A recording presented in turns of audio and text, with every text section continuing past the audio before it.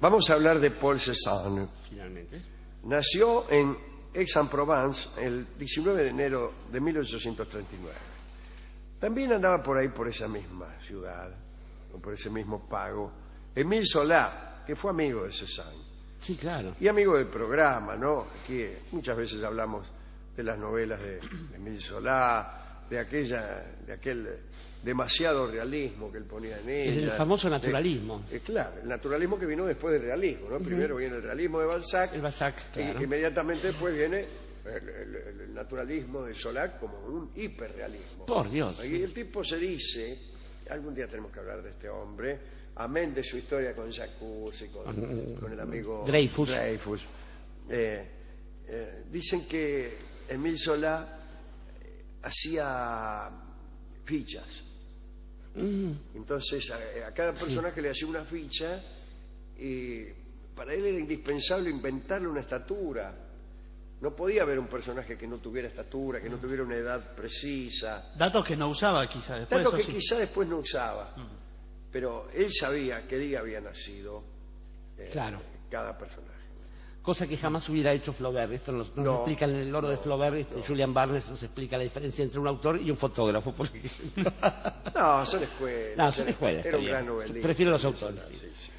Bueno, pero vamos a hablar de Cézanne, que era amigo de él, ¿no? Cézanne tenía antepasados italianos que eran de Cesena, y como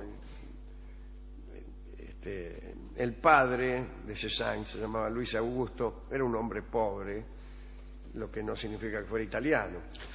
Trabajaba de sombrerero, fabricaba sombreros. Cuando Paul nació, el padre Luis estaba a punto de abrir su propia tienda de sombreros de fieltro. Además de ese comercio, se ocupaba de todo tipo de negocio o venta que se le podía presentar, porque con los sombreros solos no se podía subsistir, aunque en algún momento de la historia todo el mundo usaba sombrero, que no era ese probablemente. La madre de Cézanne se llamaba Ana Elizabeth, era una mujer muy hermosa. Se ha dicho que Paul, sobre todo en su carácter, se parecía a la madre, pero ¿qué nos importa? Digo en general. Había heredado de la madre una enorme sensibilidad y tendencia hacia el romanticismo, y yo no estoy seguro de esto. Vaya a saber si lo heredó de la madre, o si lo contrajo. Es preferible creer que el romanticismo es algo contraído. ¿Cómo voy a saber si la sensibilidad o la tendencia al romanticismo, mejor, figuran en la información genética? No me parece. Sin embargo, es una teoría de muchos autores. Por ejemplo, Thomas Mann, en Tonio Kröger, dice que Tonio Kröger, el personaje, había heredado el rigor de parte de su padre, y su madre, que era una gitana, le había dado justamente eso, todo el romanticismo. Mire usted, hay una idea del 19 por ahí. Está bien, entonces, si lo dijo Thomas Mann, Sí. adscribimos a esa opinión discutible, ¿no? Porque son preferencias muy específicas, más hijas de la lectura que no de la información ADN, especialmente cuando uno es pintor. Ahí está. Y donde esa tendencia al romanticismo no puede ser tan explicada como en un escritor. Igual también alguien ha dicho, y probablemente yo, que siempre hay una rima entre, por ejemplo, la elección de un partido político y la elección de pasillo o ventanilla. Que todas nuestras preferencias están ligadas misteriosamente. Está bien. Y eso me gusta. Está bien. Pero seguro que te lo dije yo entonces. Está muy bien esa idea, ¿eh? Ya sé por qué elijo pasillo. Bueno. Bien. El caso es que desde muy temprana edad sería mejor decir, Cézanne tuvo trato con la pintura, le habían comprado un estuche con acuarelas y se la pasaba todo el día de él pintar. En 1852 fue a la escuela de Guilbon. Allí conoció a Émile Zola. Cosa curiosa, no se hicieron amigos hablando de pintura o literatura, sino más bien tratando de levantarse minas, que es como uno se hace amigo, ¿no? Siempre rondaban a las chicas del Liceo Minier. A decir verdad, Cézanne y Zola eran músicos en aquel entonces, eran músicos en la banda escolar y no hacían otras cosas que esperar la oportunidad de poder acompañar a las chicas del liceo vecino. Émile Zola era un viejo clarinetista y Cézanne tocaba el cornetín de pistón. Como se ve, ya se veía venir que uno iba a ser escritor y el otro pintor. ¿Cómo toca el clarinete este muchacho? Cuando crezca va a ser todo un fino quieto. El caso es que, viendo que con el clarinete y el pistón no conseguían gran cosa, empezaron a desarrollar virtudes ocultas hasta entonces y empezaron a enviarle versos románticos, ahora sí, a las muchachas del Liceo Minier. Solá los escribía y Cézanne los ilustraba. ¿Todo para qué? Para levantarse a las minitas del liceo. Terminado el colegio y obligado a volver por su padre, Cézanne estudió Derecho por 3 años. La única posibilidad de estudiar Derecho es ser obligado por el padre. De no ser por los padres autoritarios, los abogados no existirían. Finalmente, el vendedor de sombreros, el papá de Cézanne, convencido de la inutilidad de sus esfuerzos, aceptó que Paul estudiara pintura en París. Desde la adolescencia había mostrado una gran tendencia por la vocación artística y un total rechazo al futuro leguleyo que su padre le ofrecía. ¿Cómo era Cézanne? Se preguntarán ustedes. ¿Qué pinta tenía? Escuchemos la descripción de un biógrafo.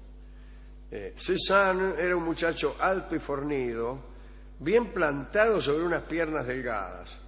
Andaba con paso rítmico, como si fuera integrante de una murga, esto lo agregué yo, manteniendo la cabeza derecha como si contemplara el horizonte.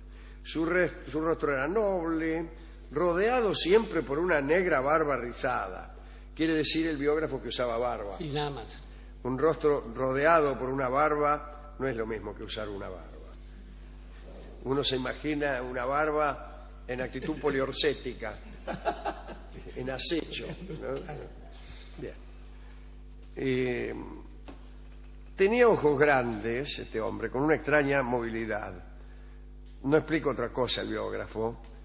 Supongo yo que daría vuelta las pupilas para adentro, yo qué sé. Y quiero creer que la nariz era fina, porque no entiendo lo que dice aquí, y ligeramente arqueada. Sí. Su aire era grave, gravísimo. Pero cuando hablaba sus rasgos se animaban y la mímica, acompañando a sus palabras, era muy vívida y además hablaba siempre a los gritos. El encuentro de Cézanne con el grupo de los impresionistas fue bastante conflictivo. Fue Émile Zola el que los presentó en el Café Guelmois y también en el Café de Fiore. Ajá, el Café de Fiore. De alguna vez hemos estado tomando algo, sí. Se lo presentó aquel grupo en donde estaban Pizarro, Monet, Manet, había literatos, intelectuales, colados, en fin. Pero Cézanne no les daba bolilla. Era un tipo solitario. Entonces se iba solo al Louvre y allí hacía copias artísticas. A veces se escondía en los ataúdes egipcios para quedarse toda la noche después que cerraba. Yo eso no lo haría porque me da mucho miedo esconderme en ataúdes egipcios. Me da miedo de que salga el tipo. Claro, imagínese, usted está dentro del ataúd y aparece una momia que le hace y ahí no conoces a nadie. Claro. Eso es el tren fantasma. No es como el Museo de Luján. No. Por ejemplo, que vos gritás y... No, ahí, ¿qué gritás? Sí. Una momia que ni siquiera entiende el francés. O secuo. Claro. Claro, bien. Cézanne se enojaba con mucha facilidad, le digo en otro orden de cosas, especialmente cuando aparecía una momia egipcia. Y se la pasaba intentando justamente frenar ese carácter irritable que él consideraba enfermizo. Pero los esfuerzos que hacía no le daban resultado. Diga algo acerca de Cézanne. ¿Cómo qué, por ejemplo? Que quizás no le daban resultado los esfuerzos que hacía porque, pese a sus intentos por morigerar ese carácter brutal, quizás su herencia italiana no le permitía ser sino sanguíneo, brutal, incluso con sus mejores amigos, porque no fueron pocas las peleas que tuvo con Émile Zola. Sí, claro. Y ya hablaremos de esas, que estaba por un libro que escribió Émile Zola, donde a él le pareció reconocer que un personaje era él. Era él mismo. Bueno, y ahí es donde se enojan todos los amigos. Decía algo sobre eso. Efectivamente, era ese estilo de personas que no podían dejar de ver en alguna marca de estilo alguna referencia a sí mismo. Esto hablaría aparentemente de su narcisismo. En realidad, dirían sus biógrafos, tenía que ver con su compromiso con la vida. Era un hombre muy humilde y también muy descuidado. Sucio. Profesaba un profundo desdén por el aseo, entonces no era tan humilde. Un roñoso en general es un tipo que no se preocupa por los demás, no tiene ninguna humildad, sino más bien Egoísmo un profundo. cierto egoísmo, un cierto desdén cósmico. Por eso es roñoso. Claro. Bien, no importa. Se vestía de cualquier manera, sus ropas de color oscuro parecían no haber sido nunca nuevas, las llevaba decoradas con enormes manchas, siempre del color de sus paletas, aunque a veces no. Un detalle, nunca se había quitado el sombrero que le había regalado su padre. Andaba siempre con un sombrero flexil, una especie de gacho gris, Sí. que llevaba, pero no hacia adelante, sino hacia atrás, y no se lo sacaba ni para pintar, por no decir otra cosa. Tenía una manía, no toleraba que nadie tocase su cuerpo. Ante el menor contacto reaccionaba violentamente al grito de ¿qué toca? No toque si no lleva. Como Fernando Marzán, que no quiere que Sí, le toquen que el le pelo. la cabeza. Sí, claro. Bueno, un día un viejo amigo llamado Émile Bernard, parece que todos los amigos de Cézanne se llamaban Emilio, visitó a Cézanne en París. En un momento estaban bajando la escalera, Cézanne tropezó y empezó a rodar, escaleras abajo. El pobre Bernard lo quiso sujetar de un brazo para frenarlo, pero Cézanne se soltó y siguió rodando, bajó hasta el último escalón, mientras profería insultos a quien lo había querido tocar. No me toqué, decía mientras se desparramaba y se iba rompiendo huesos. Hay que decir que a Cézanne lo aturdía una gran angustia en París. Parece que su grupo de conocidos impresionistas rechazaban las enseñanzas académicas, proclamaban una inspiración directa y una contemplación plural.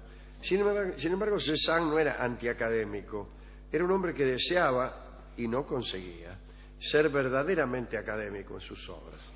Así, particularmente en aquellos años, su carrera artística estaba condenada al fracaso. En 1862, Cézanne quiso exponer sus obras en el Salón de los Rechazados, es decir, estaba la academia. La academia había rechazado a todos los muchachos, a todos los impresionistas. Sí, señor. Y entonces los rechazados hicieron un salón, que era el de los rechazados. Y ahí fue Cézanne. Y lo rechazaron. Tremendo. Extraordinario, ¿eh? Pero, sin embargo, el único gesto de coherencia de aquel salón fue con Cézanne, ¿no? En el Salón de los Rechazados hay que rechazar a todo el mundo. Así que hicieron bien en rechazarlo. Recién en 1863 logró ser admitido, pero, bueno, es maravilloso que lo hayan rechazado. Durante varios años la vida de Cézanne fue un ir y venir entre la Provence y París. En 1869 conoció a quien más tarde se convertiría en su esposa, la bella Hortensia Ficquet. Está bien conocer en el tren a una mina. Sí, claro. La conoció en el tren. Durante todos los años 70, 1870, ¿no? Cézanne pudo exponer sus cuadros en algunos salones. Fracaso total. Tengo algunas de las críticas. A ver. Sí. Dice aquí. De haber sido Cézanne un chico de pecho a la hora de vomitar semejantes pintarrajos, nada tendríamos que oponer. Es un buen comienzo, hubiéramos dicho, pero sabemos que el artista ha cumplido sus 30 años. Otro decía, sus paisajes convierten la más adorable localidad en un lúgubre pantano color plomo en el que nunca puede sonreír la luz. Bueno, mirá, si uno admite a Cézanne, no queda otro remedio que incendiar el lugar. Bueno, Cézanne vivía amargado, imagínense. Figuraba que sus únicos momentos de felicidad parecían cuando sus ojos se posaban, etcétera, Sí. en la figura de Hortensia. Decía que aquel cuerpo era el único del planeta en donde se encontraba alguna armonía. Hay que salir más seguido, Sí, señor. Paul. No vaya a creerlo. Dijo, cuando quito los ojos de su figura, la naturaleza se presenta demasiado compleja, desordenada e inhóspita. Es el tipo de mentiras que uno le dice a las minas. Sí, bastante bien dicho igual, pero... Estaba enamorado, vamos, eso Claro. lo explica todo. Eso lo explica todo, estaba enamorado. A sus continuos fracasos profesionales se sumó la pelea con su mejor amigo, Émile Zola, porque Émile Zola publicó en 1886 La Obra, que es una novela que describe la vida de un pintor en el ambiente artístico de París. Parece que Zola se había inspirado realmente en Cézanne, pero el protagonista, Claude Bernard, que no me acuerdo, era un pintor que sufría decepciones. No era nada de otro mundo tampoco, pero era un tipo triste. Y entonces a Cézanne no le gustó nada que aquellas decepciones fueran publicadas y decidió no hablarle más a Zola, a Miguel Ángel Zola. En 1889 fue el año de la Exposición Universal, ahí donde pusieron la Torre Eiffel y todavía no la sacaron. Cézanne fue por fin admitido, tenía 50 años. Estaba emocionado porque le habían puesto marco a sus cuadros. Mirá vos. Él guardaba todos sus cuadros enrollados debajo de la cama. En realidad, parece que Cézanne fue aceptado en la exposición gracias a un amigo que era empleado de gobierno y admirador de la obra de Cézanne. Este señor, Joquet creo que se llamaba, parece que tenía alguna influencia y además parece que le habían pedido un mueble para la exposición, un mueble que él tenía en su casa, y él, para prestar aquel precioso mueble, puso como condición la admisión de Cézanne. Cuando la exposición terminó, Cézanne pretendió vender algún cuadro. Parece que llevaba bajo el brazo uno de los más famosos, llamado Las Bañistas, para ver si lo vendía. Y justo se encontró con un músico amigo, quien le preguntó qué llevaba. Dice, ¿qué llevas ahí? Cézanne le dijo, un cuadro. El músico le dijo, qué lindo. Y Cézanne se lo regaló. Qué cosa, Dios. Después Cézanne se fue a vivir allá a la Provence en el más completo retiro. Nunca comprendió la reunión artística de los cafés, las reuniones artísticas de los cafés de París, y escribió: el pintor debe consagrarse por entero al estudio de la naturaleza y a tratar de producir cuadros que sean una enseñanza. Las conversaciones sobre arte son inútiles. No se es ni demasiado escrupuloso ni demasiado sincero. Extraordinario. Genial. No le gustaba hablar mucho sobre arte. Algunos han ubicado a Cézanne entre los llamados pintores malditos, ¿no? Utrillo, Van Gogh. Fue Wagner el primero que habló sobre arte vivo, y en la pintura se habla de art vivant por primera vez en referencia a Cézanne. La preocupación del artista era liberar al arte de la post-civilización. Si ustedes ven las obras de Cézanne, es impresionista hasta por ahí nomás. Está a mitad de camino entre el impresionismo, el cubismo. Lástima que por radio no se puede mostrar. Pero mire esta, mire. Bueno,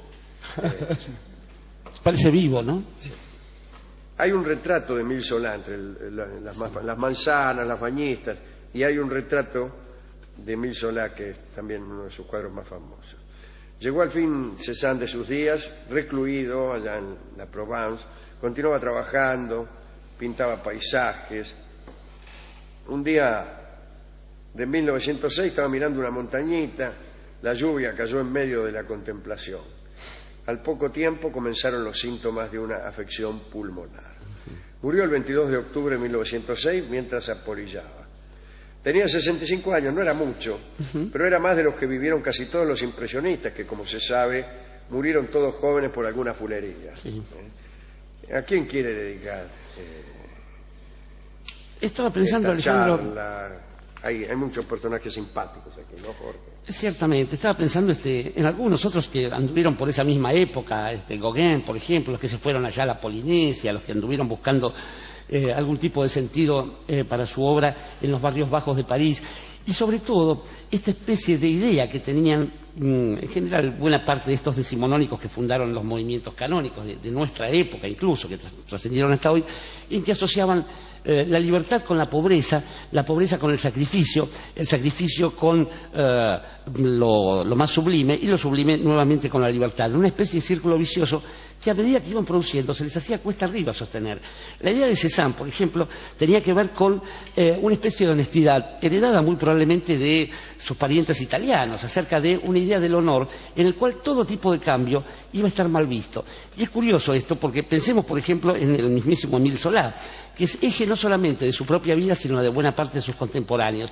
Émile Zola es aquel que, como decíamos antes, en algún momento va a atreverse a levantar la voz por el affaire Dreyfus, por el oficial Dreyfus condenado. Dreyfus era un oficial judío al que habían condenado por espía injustamente. Injustamente. Y muchos escritores, estoy pensando en Anatole France, tomaron la defensa de Dreyfus, pero el más señalado de todos fue Émile Zola, que además escribió un libro, tal vez el más famoso libro que él haya escrito, con toda injusticia. Con toda injusticia, claro. Por el escándalo que levantó. Justamente, empezaba con un editorial J'accuse en el diario L'Aurore, donde quien era el director no era nada menos que Clemenceau, Georges Clemenceau, que vendrá aquí a la Argentina ya como expresidente de Francia. Pero en todo caso decía que Émile Zola supo ir adaptando su vida, y quizás vemos en la forma del amor de Cézanne la idea que tenía el amor para Cézanne y para cualquier enamorado como objeto único, inmodificable y sobre todo como emblema de lo sublime a la mujer de la que se había enamorado. No está mal mantener eso. Usted sabe, Dorio, que me parece que hay aquí tenemos la opinión de que casi todos los comerciantes son deshonestos, ¿no? Estamos muy acostumbrados a la ciudad de Buenos Aires. Pero cuando un comerciante es honesto, su honestidad es parecida a la fe del carbonero. Es una honestidad, diría yo, hasta banal, pero fortísima, como la fe del carbonero. Como la fe del carbonero, sí, sí. Y a mí me parece que lo principal de esa fe y honestidad de los comerciantes es creer que las cosas sí tienen un valor. Sí tienen un valor. Claro. Y nunca han entendido mucho este asunto de oferta y demanda los comerciantes de corazón. Yo me imagino que el papá de Cézanne creería verdaderamente que un sombrero tenía un precio justo. Claro, claro. Pero eso, trasladado al arte, también produce ideas un poco cuadradas y un poco conservadoras. Es decir, hay una manera correcta de hacer un cuadro. Claro, hay un valor justo para darle al cuadro. Hay una forma honesta para que el artista proceda. Y esa forma ya existe y hay que seguirla. Ahora, cuando se transgrede esa especie de idea curiosa del intercambio, es que aparecen las diferencias, además en la evolución de la vida de los amigos. Y estaba pensando en algo que se debe haber reproducido muchas veces en la vida de Cézanne, que es esa última conversación sostenida con un amigo. Al pobre Zola le iba pasando que de pronto, después de no poder escribir en ningún lado, empieza a escribir en La Aurora, empieza a sacar sus libros, y le empieza a ir bien en la vida. ¿Bien en qué sentido? En el sentido que querían los suegros de Zola y probablemente los suegros de Cézanne, es decir, pelechó el hombre. Sí, a Zola le fue muy bien. A Zola le fue muy bien. Conoció la gloria en vida. Conoció la gloria en vida y conoció no solo el prestigio, sino el dinero, la opulencia del dinero. Se volvió primero un burgués y después un hombre rico, cosa que no era tan frecuente en esas épocas.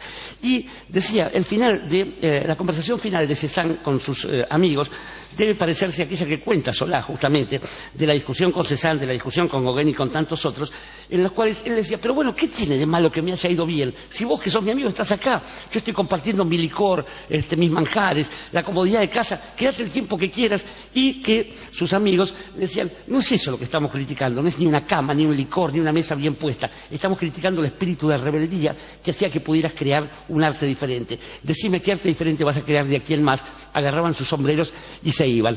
Y quizás, tanto Zola en su casa opulenta como Cézanne caminando bajo la lluvia parisina, lo que estaban recordando no era siquiera una sensación de rebeldía ni una sensación de necesidad, sino simplemente ese aire maravilloso de juventud que habían conocido juntos en aquellas deliciosas mañanitas de Montmartre. Mañanitas de Montmartre toca para todos nosotros su autor Lucio de Mare en solo de piano.